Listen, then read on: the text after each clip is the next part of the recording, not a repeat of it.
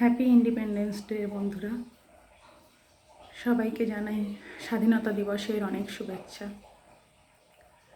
কিন্তু সত্যিই কি আজকের স্বাধীনতা দিবসটা সেই রকমভাবেই জৌলুস বহন করছে? জানি না। আমার সাথে হয়তো আমাদের দেশের অনেক নারীরাই একমত হবেন, হয়তো কেন সত্যিই একমত হবেন।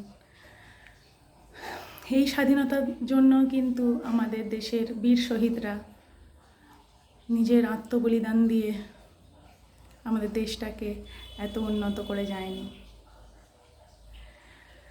আজকের এই স্বাধীনতা দিবসের সকালটা, আজকের সূর্যটা সত্যিই খুব ম্রিয়মান।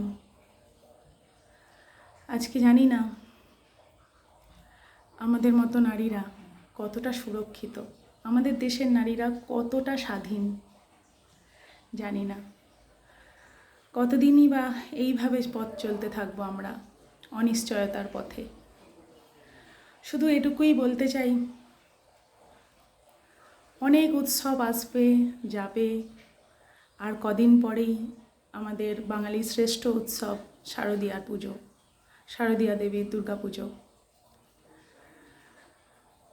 সেদিন হয়তো মাটির উমার পূজা হবে, অনেক ধুমধাম করে হবে, কিন্তু আমরা রক্ত মাংসের যে উমারা রয়ে গেলাম সবার নজরের পিছনে, লোকচক্ষুর আড়ালে, সত্যিই কি আমাদের কোনো রকম স্বাধীনতা আছে? জানি না। সত্যিই কি আমরা আবার সেই নিজের ভঙ্গিতে নিজের মতো করে স্বচ্ছন্দভাবে পথ চলতে পারবো?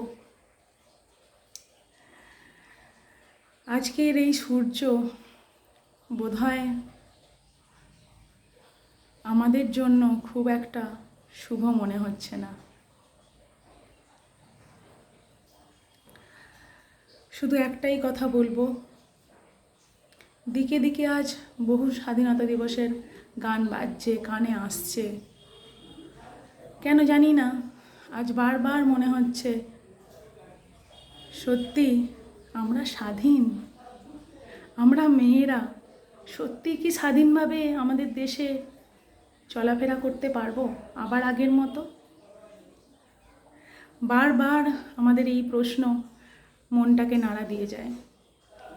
সবাই অনেক রকম পোস্ট করছে, দেখছি, পড়ছি, আজ আর নিজেও চুপ থাকতে পারলাম না। তাই আসলাম তোমাদের সবার সাথে নিজের মনের অনুভূতিটুকু শেয়ার করে নিতে। তোমরা বলো যে তোমরা সবাই কি আমার সাথে একমত? আমি আজকে পারিনি সকাল থেকে উঠে স্বাধীনতা দিবসের নামে নানান রকম পোস্ট করতে, রিলস বানাতে, এমনিই আমি পারিনি। জানি না, এটা আমার নিজের অনুভূতি। তাই যদি তোমরাও বলো, যদি তোমরাও আমার সাথে একমত হও তাহলে প্লিজ বলো, কমেন্ট করে বলো।